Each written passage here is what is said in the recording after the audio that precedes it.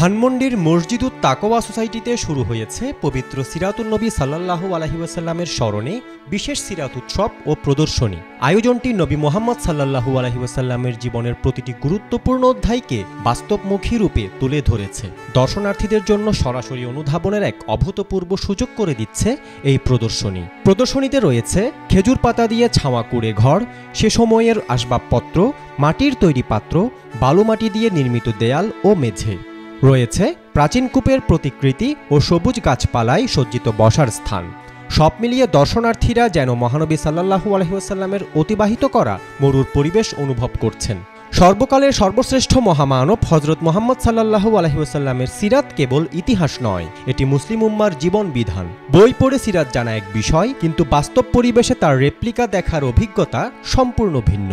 নতুন প্রজন্মের চোখে মহানবী হযরত মুহাম্মদ সাল্লাল্লাহু আলাইহি ওয়াসাল্লামের আদর্শ যেন এক অন্যরকম অনুভূতির বিষয়। সিরাত এক্সিবিশনের সমন্বয়ক মাওলানা গাজী সানাউল্লাহ রহমানী বলেন, এই প্রদর্শনীতে প্রিয় নবী হযরত মুহাম্মদ সাল্লাল্লাহু আলাইহি ওয়াসাল্লামের জীবনের সরলতা ও পবিত্রতা ফুটে উঠেছে। কুড়েঘর, পানির কূপ সবই সিরাতের এক একটি জীবন্ত অধ্যায়। নবীর প্রতি ভালোবাসা জাগাতে এমন আয়োজন অত্যন্ত প্রয়োজন বলেও জানান তিনি। বাংলাদেশে এই প্রথমবারের মতো সিরাতের যে অনন্য আয়োজনটি আপনারা দেখছেন, এটি বাংলাদেশে প্রথম। আমাদের এখানে মূল উদ্দেশ্যটা হলো সিরাতের ভাষায় নবীজির সময়ের যে দৃশ্যগুলোর কথা কিতাবের পাতায় এসেছে। নবীজির ঘর যেমন ছিল, নবীজির মসজিদ যেমন ছিল, আম্মা জানদের ঘর যেমন ছিল, হযরত ফাতেমার ঘর যেমন ছিল, এই যে বর্ণনাগুলি আছে সেই বর্ণনাগুলো আমরা তুলে ধরার চেষ্টা করেছি। আমি নির্মাণ করেছি, কাজ করেছি। আমি একজন নির্মাতা। আমি বিস্ময়াভিভূত, এবং এটা যে এরকম এই জায়গায় এই রূপ আসবে, এভাবে ফুটে উঠবে, এটা আমিও কল্পনা করিনি।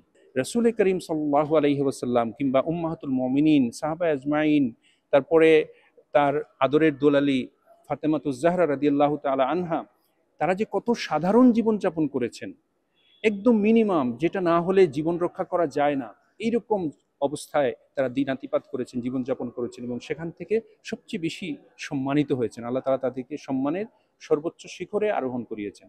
আয়োজকদের মতে এই সিরাত প্রদর্শনী শুধু তথ্যবহুল নয়, এটি নবীজির আদর্শিক জীবন, সরলতা, ভক্তি ও মানবিক শিক্ষার এক গভীর বার্তা। দর্শনার্থীরা প্রদর্শনী দেখার পাশাপাশি অনুভব করছেন প্রিয় নবীর জীবনযাত্রার এক একটি মুহূর্ত।